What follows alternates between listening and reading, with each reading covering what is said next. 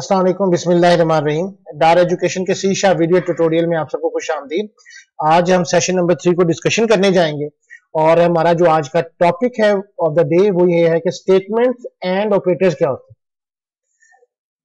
आज के जो एजेंडा है वो ये है कि define and describe statements and expression, explain the type of operators, explain the process of performing data conversion in शीशा। अब सबसे पहले हम ये देखेंगे कि शीशा प्रोग्राम होता क्या। प्रोग्राम जो होता है ना basically is a set of instruction होती है। इंस्ट्रक्शन क्या होती है? Instruction is a combination of आपकी डाटा टाइप्स, ऑपरेटर्स और कीवर्ड्स होते हैं। डाटा टाइप हमने लास्ट टाइम पे देख लिया कि एक वेरिएबल डिफाइन करने के लिए आपने इंटीजर देते हैं, आगे एक वेरिएबल का नेम देते हैं, वो जो रूल्स एंड रेगुलेशन। कीवर्ड कैसे हैं? जैसे इफ है, डू है, वाइल है, स्विच है, ये सारे आपके कीवर्ड्स हैं। और ऑपरेटर से मुराद less than, greater than, equal than, not equal, ये सब आपके ऑपरेटर्स होंगे जिनको अब आज हम डिस्कशन करने जा रहे हैं। ये सारे मिलके एक इंस्ट्रक्शन बनाते हैं और इंस्ट्रक्शन कंप्यूटर को बताती है कि उसने क्या काम परफॉर्म करना है। Expression that evaluate the value, for example statement are referred as a logical grouping. Logical, देखिए कंप्यूटर में खुद ब खुद कोई ग्रुपिंग नहीं होती, लेकिन हम उसको लॉजिकल बनाते हैं, अपने तौर पर बनाते हैं ताकि वो सारी चीजें इकट्ठी हो सके, वो variable, operator and C sharp keywords हो सके। इसके अंदर मुख्तलिफ कोड ब्लॉक्स होते हैं।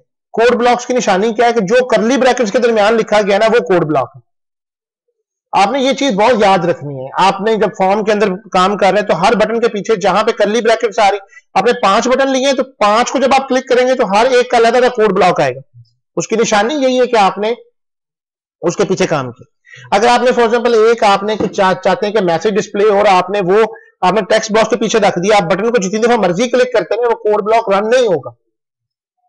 अब एक छोटा सा प्रोग्राम की आपको एग्जांपल दिखाई जा रही है कि ये जो दो ब्रैकेट्स हैं इनके दरमियान जो इंफॉर्मेशन है वो आपकी कोड ब्लॉक है।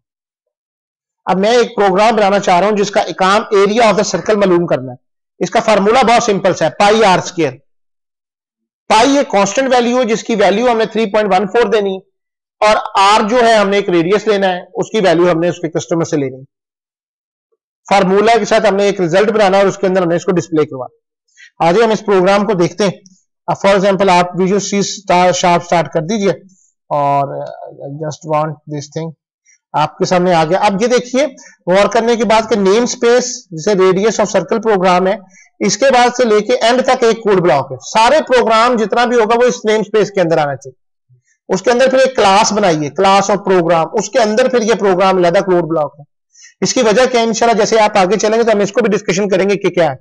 फॉर एग्जांपल हम एक वेरिएबल बनाना, कांस्टेंट बनाना चाहते हैं। कांस्टेंट एक रिजर्व वर्ड है, इसका कीवर्ड है कॉन्स्ट। इसका नाम कांस्टेंट नहीं पूरा लिखना, अगर मैं कांस्टेंट लिखता हूं तो ये ब्लैक हो जाएगा। रिजर्व वर्ड कॉन्स्ट है। फ्लोट वैल्यू इशारिये के लिए मैंने एक वेरिएबल बनाया पाई। अब इसकी वैल्यू 3.14 दे दी। अब गौर करने वाली बात यह है कि ये रेड निशान का मतलब ये है कि ये गलत आपने वैल्यू दी, क्योंकि इसके साथ एफ नहीं दिया आपने। अब क्वेश्चन ये उठेगा कि एफ देना क्यों जरूरी था। बात ये है कि अगर आप यही वैल्यू, इसको मैं उठा रहा हूं, ये 3.14 है, इसको मैं डबल देता तो ये एरर नहीं आ रहा। फ्लोट देता हूं तो एरर आता है। वजह क्या है? वजह है ये कि बाय डिफॉल्ट जब भी कंप्यूटर ने डिजाइन सी शार्प में सेट किया हुआ है तो उन्होंने बाय डिफॉल्ट इंटीजर सेट किया हुआ है, बाय डिफॉल्ट डबल सेट किया हुआ है, जिसके साथ आपको लिटरल देने की जरूरत नहीं है। लेकिन अगर आपने लॉन्ग लिया हुआ है तो फिर एल साथ में लिखें ताकि कंप्यूटर को पता चले कि ये अब आपके पास 16, 32 की बजाय 64 में वैल्यूज आ रही है। अब डबल की उन्होंने फिक्सेशन की हुई है कि 64 बिट में काम कर रहा है, आप उसके अंदर फ्लोट लेके आ रहे हैं तो उसको वैल्यू को बताएं कि वो स्मॉल वैल्यू। सो एक चीज तो ये अंडरस्टैंड आपको करनी चाहिए थी। फॉर एग्जांपल मैंने फ्लोट क्यों लिया? क्योंकि मैं स्मॉल वैल्यूज ले रहा हूं, 3.14 एफ से ऊपर नहीं हो सकती, इसलिए मैं इसके लिए अपनी मेमोरी को जाया ना करूं। एक और वेरिएबल बना लें जी, इसका नाम आर रख दें, इज इक्वल टू, अब ये कोई भी वैल्यू हो सकती है, ये यूजर से भी ली जा सकती है, वो आपको लेने का भी हम इस प्रोग्राम को मॉडिफाई भी करते हैं। सबसे पहले आपने याद रखना है कि आपने हमेशा स्मॉल प्रोग्रामिंग करनी है। सबसे पहले एक प्रोग्राम हल करके देख लें, उसके बाद आप उसको कीजिए। इस तरह से मैंने एक फ्लोट एरिया बनाया इज इक्वल टू, अब मैंने pi multiply by R multiply by R, ये पाई आर स्क्वायर हो गया, ऑटोमेटिकली वैल्यू हो गई। अब मेरे पास system dot console dot write line program आता है, area of the circle equal, बहुत इंपॉर्टेंट ये है कि आपको हर चीज लिखनी आनी चाहिए, एरिया। और अगर मैंने इसके अंदर system dot console dot read line नहीं लिखा तो ये तो निकल जाएगा प्रोग्राम। ये आपने सोचना है कि मैंने क्या चीज देनी है और कब देनी है, सिंपल सी बात। अब इसको हम रन करते हैं, आपके सामने इस स्क्रीन के ऊपर एक एरिया जो है वो कैलकुलेट होके आपके पास देखें 78.5 आ चुका है। ये इंस्ट्रक्शन थी, अगर system dot console dot read line नहीं लिखेंगे तो वो आपके जल्दी से स्किप कर जाएगा, रिजल्ट आ रहा होगा। यही सारा इंस्ट्रक्शन मिलके एक प्रोग्राम बनाते हैं। अब आप चाहते थे कि नहीं जी मैं तो यूजर से वैल्यू लेना चाह रहा हूं डायरेक्ट, तो आप फ्लोट यहां पे आपने रेडियस डिफाइन कर दिया। अब आप इसमें आप क्या करेंगे, system dot console dot right please, अब देखिए मैं एक जर्नल बना रहा हूं ताकि खत्म ही चीज हो, please enter the radius of the circle. जैसा एटीएम मशीन पे आप जाते हैं कहते हैं please enter your required amount, ठीक है। और अब इसके अंदर मैं क्या करूंगा, आर इज इक्वल टू, फिर मुझे कन्वर्ट करना होगा टू इंटीजर, गलत, टू फ्लोट, टू डबल, ये देखेंगे टू डबल आ रहा है, फ्लोट नहीं है टू डबल है, कन्वर्ट डॉट टू डबल। देखें इसके अलावा कौन कौन से ऑप्शन है, टू स्ट्रिंग, टू, ये UINT से मुराद अनसाइंड इंटीजर होता है, टू सिंगल से मुराद वो 1 बाइट वाला, ठीक है, 2 बाइट्स वाला small, to integer 64, to integer 32, to decimal. और आई थॉट के हमारे पास आपके पास ऑप्शन 2 डेसिमल, और फिर हमने क्या करना है जी, system dot console dot read line.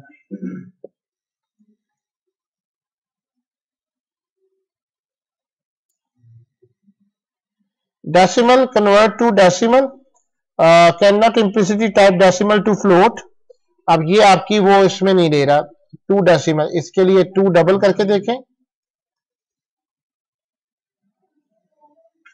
अभी क्या है, डबल टू फ्लोट। तो एक आप ये भी काम कर सकते हैं कि आप इसको डबल करके अपनी रिक्वायरमेंट पूरी कर लो, ठीक हो गया जी। अब फिर यहां नीचे आपने देखा कि वो एरिया के ऊपर सारे प्रॉब्लम कर रहा है क्योंकि एरिया आपका फ्लोट में था, तो इसको आप डबल कर लो, ठीक है जी। ये आंसर आपका निकल गया। अब आप देखिएगा प्रोग्राम, मैं कहता हूं जी 25, एरिया आ गया जी। अब ये एक मेरा जनरल मेथड हो गया, लॉजिक सेम रही, ठीक। कि अगर मैं इस डबल को उठा के फॉर एग्जांपल यहां से कॉपी करता हूं और मैं इस डबल को इसके बाद डिक्लेयर कर देता हूं, इसके बाद लिखता हूं, एरर आएगा कि नहीं आएगा? बिल्कुल आएगा। क्यों नहीं, क्यों आएगा? कि उसको वो पता ही नहीं है कि आर है क्या। और फिर आप ये गलती करें कि चलो डबल मैंने डिक्लेयर कर दिया, लेकिन मैं अगर ये लाइन मेरी फॉर एग्जांपल कंट्रोल C और मैं इसको कर रहा हूं, अब मैं ये यहां लाइन लिख दूं बिलफर्ज जिस तरह आप कर रहे हैं, तो मुझे बताएं वो इसके ऊपर एरर देगा? क्यों देगा?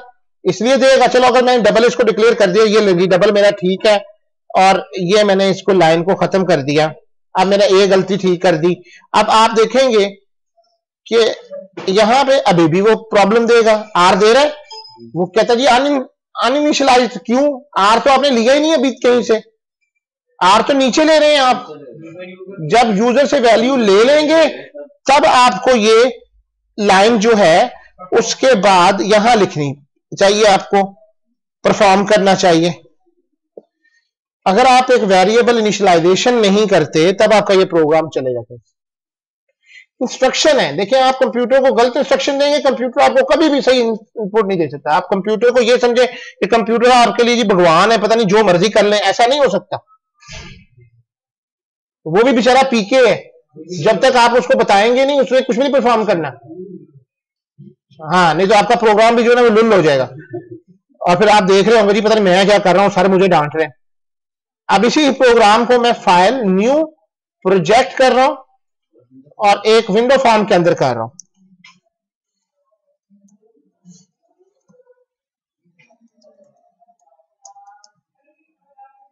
अब ये फॉर्म, अब मैं कंसोल एप्लीकेशन की जगह विंडोज फॉर्म एप्लीकेशन ले रहा हूं।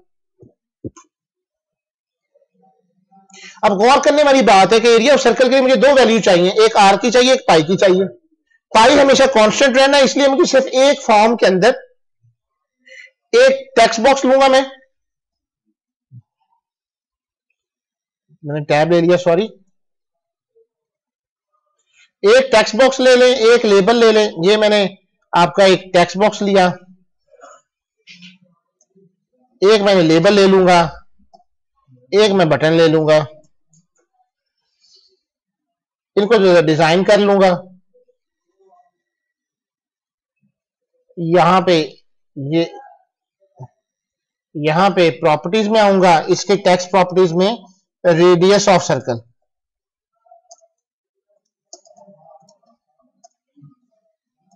चलें जी, मैंने रेडियस कर लिया, यहां से मेरी वैल्यूज आ गई, और एरिया यहां पे बटन का मैं नाम चेंज कर दूंगा। अब इनका सबसे अगली प्रॉपर्टी आपने इनका नाम सेट करना है। इसका text box radius, text radius कर लें, और इसका नाम बटन एरिया कर लें। आपने अब जब इसके पीछे करेंगे तो आप इसकी कोडिंग में चले जाएंगे शीशा। अब यहां पे याद रखना है, इसके अंदर कई ब्लॉक्स आपको नजर आ रहे हैं ना कोड ब्लॉक्स, ये करली ब्रैकेट्स के दरमियान। ये यहां नहीं लिखना, बटन के पीछे लिखना है कब हमें चाहिए। ये आपको कोड ब्लॉक में पता होना चाहिए। ये जिसकी मैं आपको लेक्चर दे रहा हूं कि जिसके पीछे आप काम परफॉर्म करेंगे उस कोड ब्लॉक के पीछे आपने वो काम परफॉर्म करना।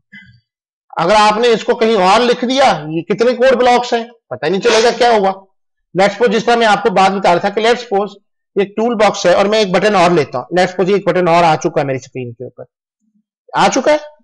अब ये एक अलग कोड है, नजर आ रहा है। ये बटन एरिया क्लिक है और ये बटन 1 क्लिक है। आपको पता होना चाहिए कि आप किस क्लिक के पीछे जा रहे हैं। अगर मैं इसको डिलीट कर भी दूं तो आप याद रखें ये अपनी जगह पे कोडिंग बरकरार रखता है, ठीक है। ये बटन एरिया के बाद अब आपने इसके अंदर पीछे काम परफॉर्म करना है।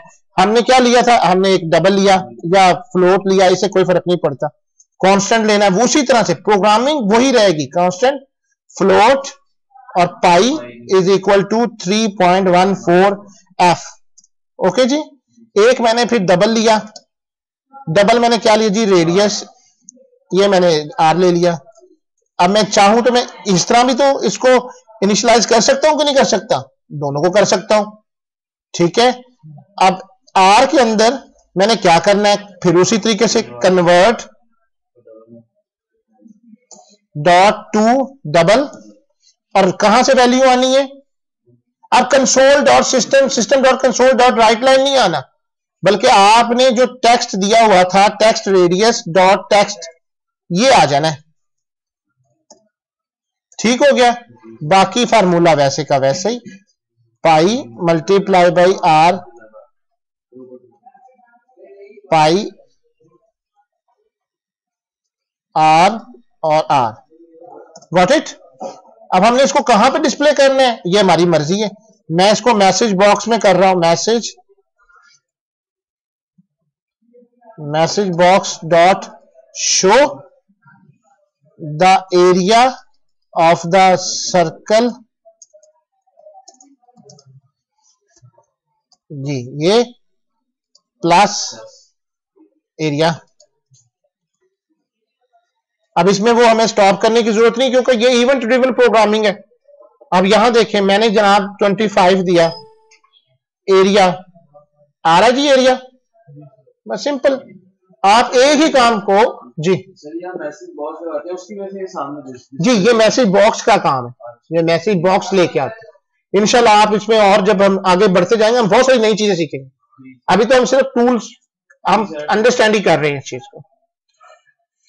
सो इसी तरीके से ये सारा प्रोग्राम आपका ये बनता है। आगे बढ़े, हम थोड़ा सा और इसको एक्सप्लोर करते हैं। आप इसमें देखेंगे statements are used to specify the input, the process and output task of the program. इसमें हमारे पास आते हैं कि डेटा टाइप्स, जो हमने आपको लास्ट टाइम में बताई, वेरिएबल्स हो गए, operators, constant, literals, keyword, escape sequence. Statement help you to build a program. उसमें इनिशियलाइजेशन आती है, टेक इनपुट आता है, आपके पास एक call a method of class, display the output. Following code shows an example of statement in C sharp. जैसे ये double area 3.1452 multiply by radius. This line of code is an example of C sharp statement that calculates the area of the circle. और इसका कहां पे value जाके store हो रही है? एक वेरिएबल के एरिया के अंदर जाके स्टोर हो रही है।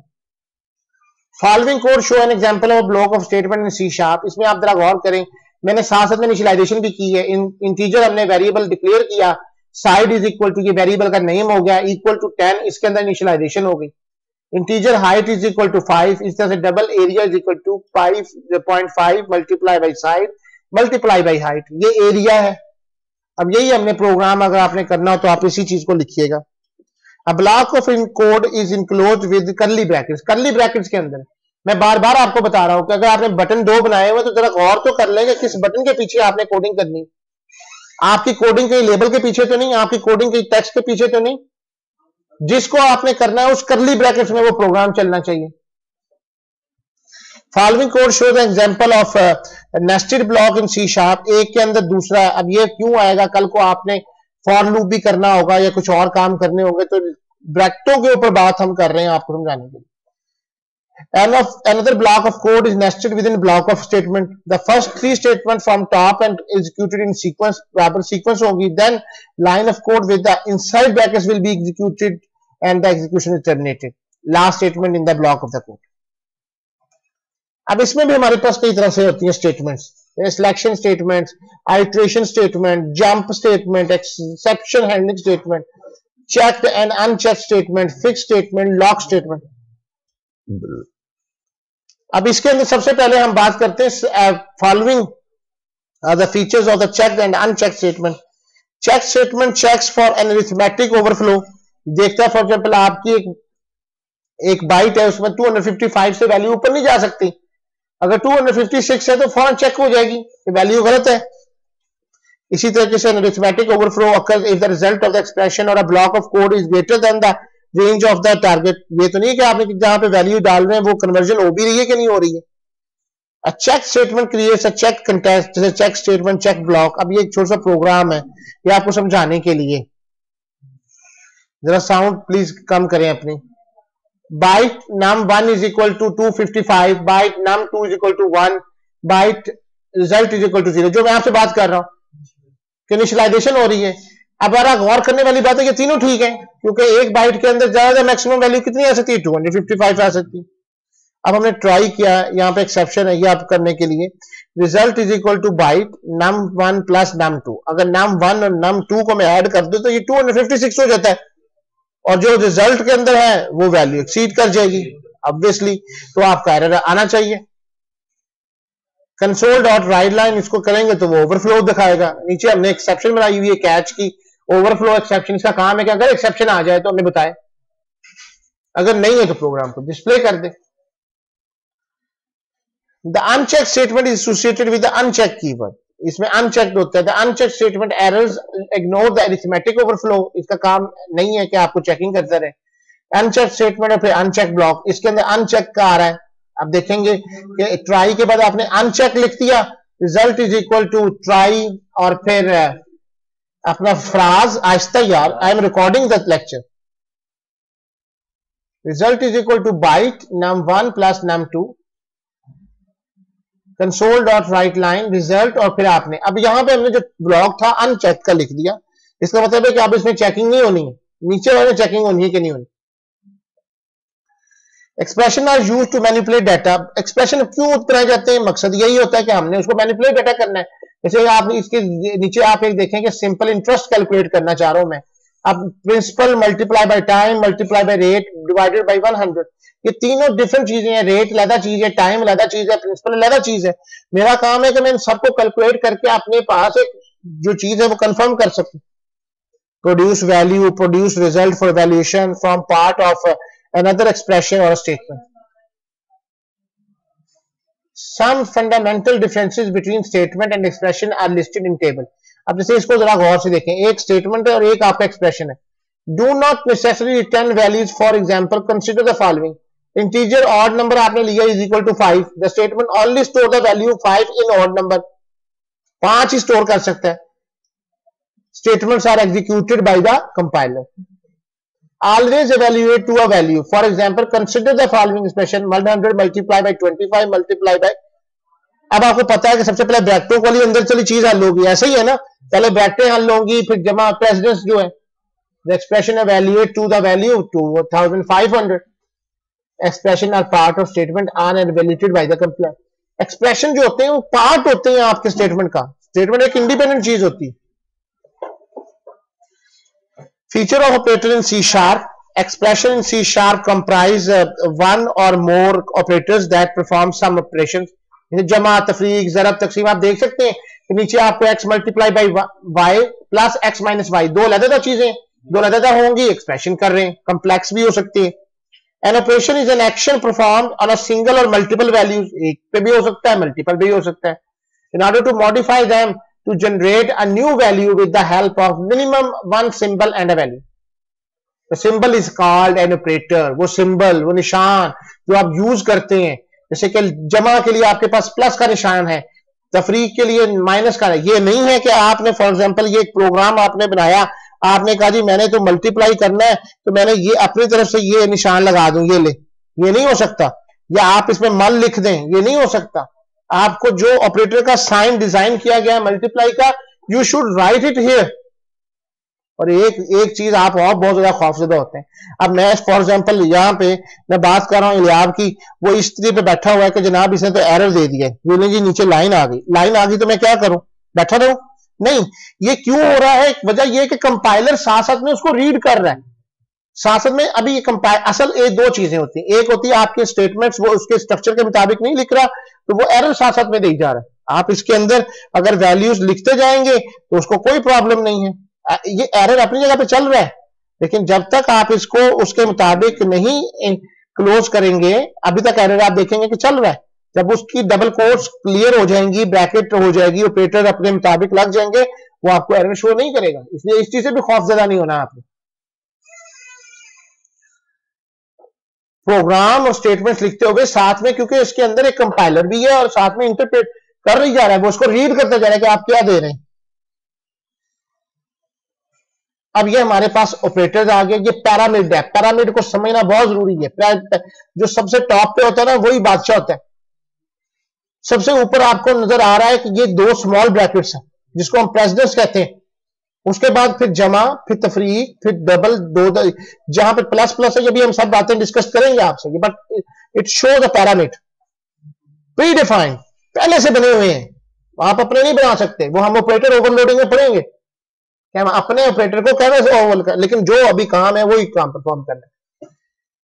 ऑपरेटर्स हमारे पास कई किस्म के होते हैं, जैसे अरिथमेटिक ऑपरेटर, जमा, तफरीक, ज़रब, तकसीम। रिलेशनल ऑपरेटर होते हैं, लॉजिकल ऑपरेटर होते हैं, कंडीशनल ऑपरेटर होते हैं, इंक्रीमेंट डिक्रीमेंट ऑपरेटर होते हैं, असाइनमेंट ऑपरेटर होते हैं। अब ये सारे हमने अभी पढ़ने हैं। Arithmetic operators are library binary operators use to work the two operands. याद रखना इसमें दो ऑपरेंड होने चाहिए। ऑपरेंड से क्या मुराद है? अगर फॉर एग्जांपल मैं आपको यहां पे एक प्रोग्राम दिखा रहा हूं, लेट्स सपोज अगर मैं एक आर प्लस कर दूं, या ये प्लस है तो ये गलत है। क्यों गलत है? इसमें एक ऑपरेंड है, ये जो आर है ये ऑपरेंड कहलाता है और प्लस ऑपरेटर कहलाता है। लेकिन ये गलत नहीं है, ये गलत नहीं है। अब आप कहेंगे जी ये गलत क्यों नहीं है? इसलिए गलत नहीं है कि अभी आप एरर दे रहे हैं, उसकी वजह यह है कि हमने आर इज इक्वल टू 1 नहीं किया हुआ। जब आप कहेंगे तो इससे एरर खत्म हो गया। इसकी वजह क्या है कि आर प्लस प्लस से मुराद क्या है? जी बिल्कुल। सो ये जो अभी मैंने आर प्लस प्लस किया ये यूनरी ऑपरेटर है, ये आम प्लस नहीं है, इससे इंक्रीमेंट ऑपरेटर, इसमें एक ऑपरेंड चाहिए, जिसमें दो ऑपरेंड चाहिए मुझे वो लाजमन उसमें, जैसे ये मैं लिखता हूं for example R is equal to 5 + 3, ये दो ऑपरेंड हैं, ये सही स्टेटमेंट है। अगर मैंने 5 प्लस कर दिया ये गलत स्टेटमेंट है। बाइनरी ऑपरेटर का मतलब ये होता है कि उसके दोनों ऑपरेटर के बाद लेफ्ट और राइट साइड पे कोई ना कोई ऑपरेंड होना चाहिए, अगर ये आप ऑपरेंड नहीं देते तो आप गलत कर रहे हैं। मेरी ये बात आपको समझ आ गई? ओके। अच्छा, ऑपरेटर के अंदर अब जैसे ये आप गौर करेंगे, जैसे मैं आपके एग्जांपल भी दे रहा हूं, मैंने चला के इसलिए दिखाई कि शायद आपको ये यकीन आ जाए कि कंप्यूटर क्या करता है। ये हमने जो प्रेजेंटेशन सेम है, ऐड का काम ऐड करना है, मुझे नहीं बताने की जरूरत। सब्ट्रैक्शन ये भी बाइनरी ऑपरेटर है, 100 - 47 67 मल्टीप्लाई बाई 46 डिवाइड डिवीजन और मॉड्यूलस। मॉड्यूलस क्या करता है, ये रिमाइंडर देता है आपको, यानी आपने 100 को तकसीम किया 33 पे तो 3 से 99 बन गया, तो जो आंसर आएगा वो क्या आएगा, 1 आएगा। जो 1 आंसर रिमाइंडर बच रहा है वो आपको दिखाया जाएगा। फॉलोइंग डिमॉन्स्ट्रेट अ प्रोग्राम, ये कल मैंने आपसे बनवा लिया था, जमा तफरीक ज़रब तकसीम समझ लें कर ये सारे ऑपरेटर आपका उसमें निकल गया। बनाना चाहते हैं आप दोबारा भी इसको कैलकुलेट कर सकते हैं। जो तुम हंस रहे हो ना दोबारा बनाने से, दोबारा ही बनवाऊंगा, अब बनाऊंगा। रिलेशनल ऑपरेटर, अब इसके अंदर कौन से होते हैं, equal equal, check whether two operand are equal. जैसे आपने फॉर एग्जांपल पासवर्ड का बनाया, पासवर्ड में आपने देखना है कि जी उसकी वैल्यू उसके बराबर है कि नहीं, इक्वल इक्वल है कि नहीं।